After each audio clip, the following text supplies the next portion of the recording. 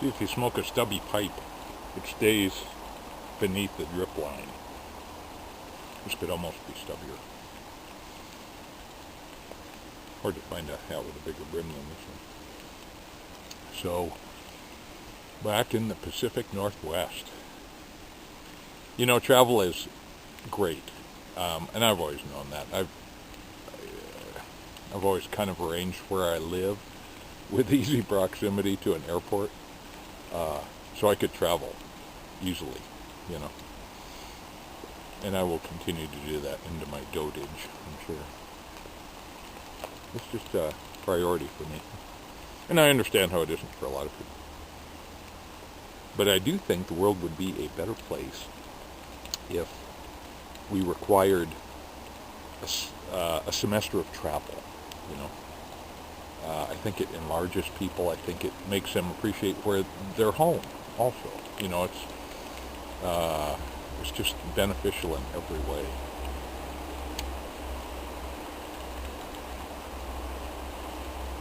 Picking up some tobacco that actually Tom got me from his previous trip to Sweden, but I picked up some as well, so I'll spread it around a little bit. This is from Scandanavian Tobacco Group, made in Denmark. Hamilton's. I'm sure that means you will die if you smoke this. You know, on the back there's that message with lung cancer.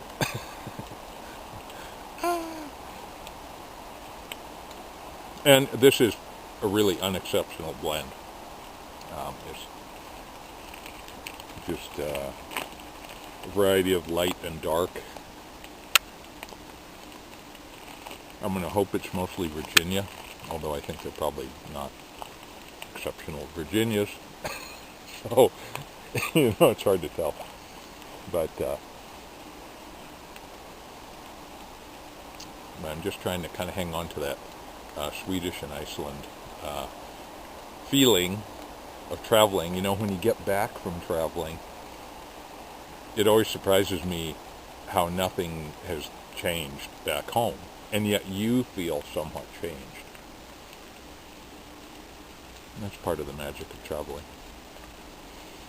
So, and it's real easy if you lead a busy life to just bang, get right back into going 100 miles an hour.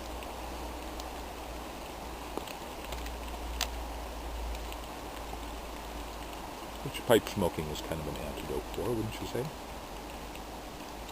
So I'm smoking a BP Jum. This is one of those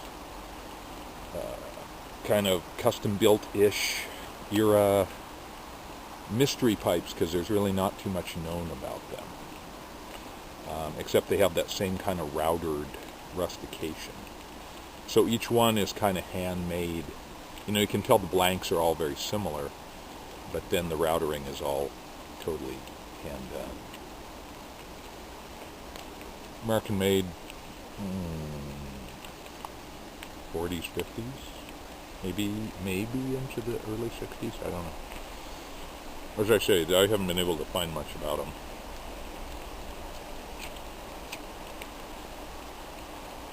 The custom-built book, custom-built Bible, mentions them but doesn't go into any detail.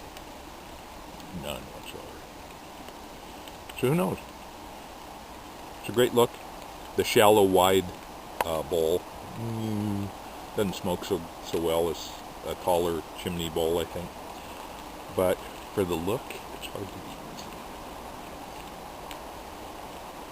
Talk about a solid pocket pipe, too. Wow.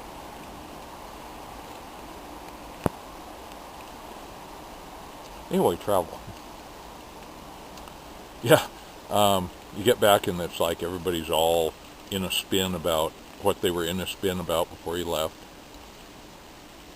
And,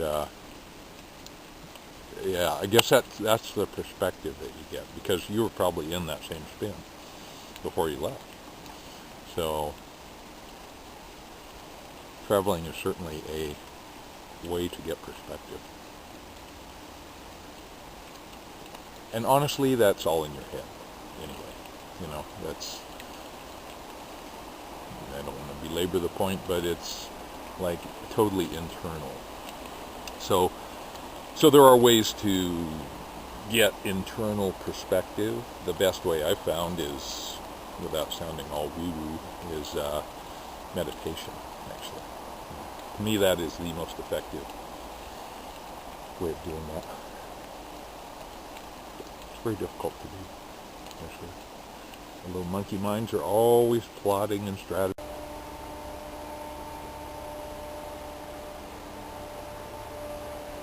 Sorry, my SD card filled up. Should clean those off occasionally.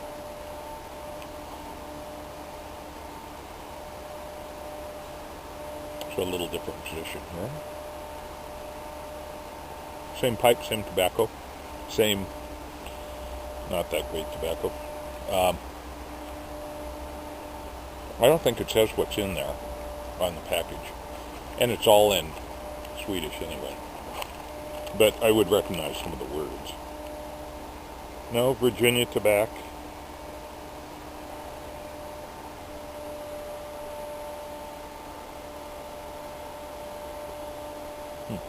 Anyway, probably Virginia's come from all over the place, and they're so different. So, who knows?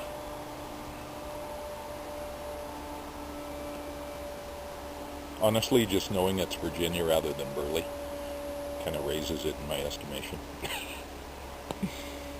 I'm a bigot, I guess. Although I have had a couple of good Burleys.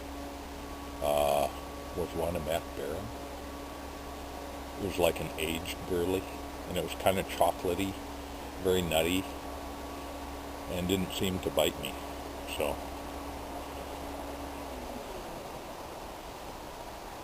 we have a sewer plant here. In fact, my little trail goes through the property of the sewer plant. So it must have been pumping some poo or something. Who knows?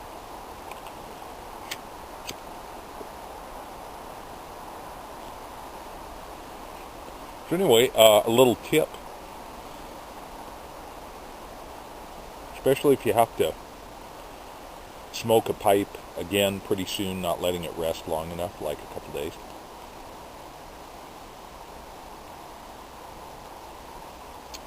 Who was it? Rob Cooper, maybe? Said to dip a pipe cleaner in some booze. I use bourbon, but you know, you can use anything. And then run it through the pipe and clean it. And it, first of all, it does a better job of cleaning the shank and the bit with that alcohol and some liquid. And if you can, I normally use the big fluffy pipe cleaners. I have one in my pocket somewhere, but can't find it. So that works really well. It like sweetens your pipe instantly. Otherwise, you know, it's kind of a little nasty no matter what you've smoked in there. So so I've started doing that, just cleaning my pipes with a dip of bourbon on the pipe cleaner end, and then cleaning it after each smoke, even if I don't smoke it again. So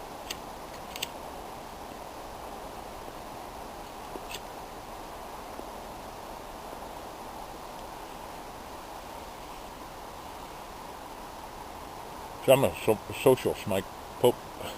Wow, what's in this? Social pipe smoker normally, and so I don't often smoke alone. Except now, I'm not alone with you, right? But in Europe, I had a pipe smoker friend along with me, and so we smoked pretty much every day. And I should have bought a little bottle of booze to carry with me, but I'm always afraid the bottle's gonna break in my bag or something in transit. And I tried the Icelandic distilled liquors, Birker and Bjork.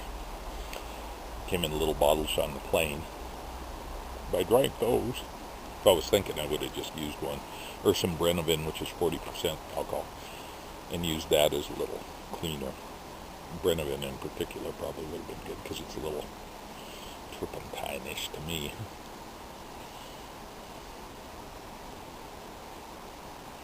So this stuff's okay. This tobacco. Yeah. But I think my pipe smoking experience would have been improved if I would have cleaned my pipes with a little alcohol each time. So anyway, I would propose that thinking in the larger sense, satisfaction. You know, what is satisfaction? It's not happiness. It's liking how things are. I'm going to suggest that as a everyday definition of satisfaction. And I'm going to suggest that satisfaction is entirely in our heads, and it is entirely about our own expectations. See, I'm getting back to meditation here.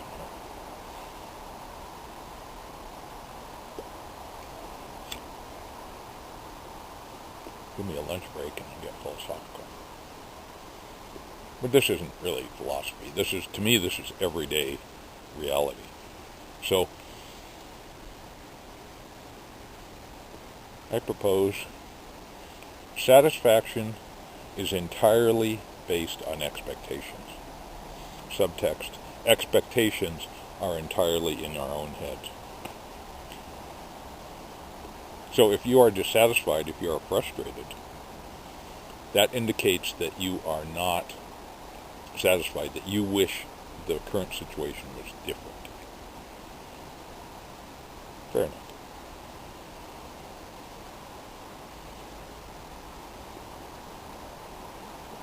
But the current situation is the current situation.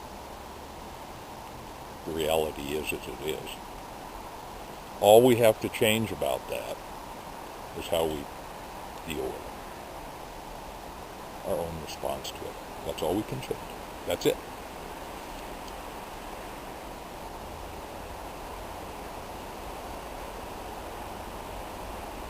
So if you're frustrated, if you're unhappy, if you're dissatisfied, it's because your head is wanting reality to be different. Period. End of story. Right? I mean, some reality is not beneficial to us. Some reality is dangerous to us. You know, counterproductive, etc., etc. Okay, fair enough. But it is what it is. That reality is what it is. And yes, we do have some ability to change our behavior with our boss to explain or educate that may bring their attitude around and make our lives better. Everybody's life better in that case. But if you're unhappy or dissatisfied, it's because you expect it to be different. You expect reality to be different.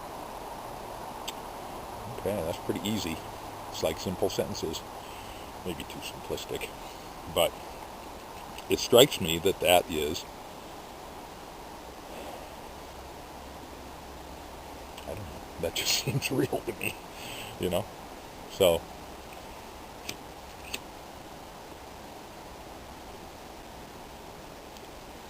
given that, what can we do to increase our satisfaction? Well, we have to change our expectations. And to change our expectations, you have to at least be aware that you have an expectation. We just fly on autopilot so much. You know, driving along, traffic's not moving fast enough. Somebody's blocking the left lane. You know? Traffic is what it is. It's in our heads that we're dissatisfied. So if you can at least be aware that you're thinking that you're saying, this should be different. Wow, that's a huge step up.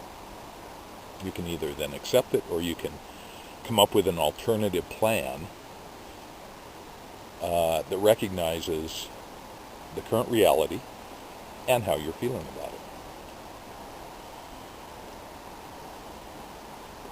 I don't know. I'm done philosophizing.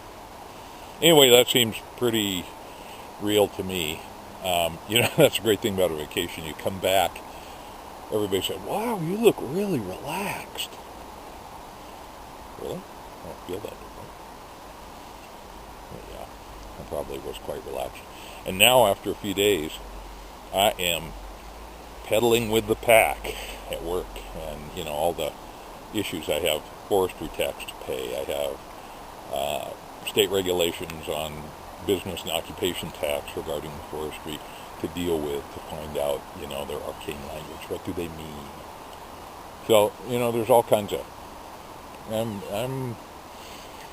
I'm an 8th gear out of 10, pedaling with the group. So it's amazing how quick you go back into your everyday life, and how little that has changed, or not at all, when you're on vacation. And yet you've changed a little bit, so it's interesting. So anyway, it's a beautiful day. We've had a lot of rain. We're 2 inches over average already this year. So, thus the oilskin stuff. It works the best for me. Plus, it's just durable as heck. I can crash through the woods and it's pretty much unscathed. So, that's kind of like the look. I like the look.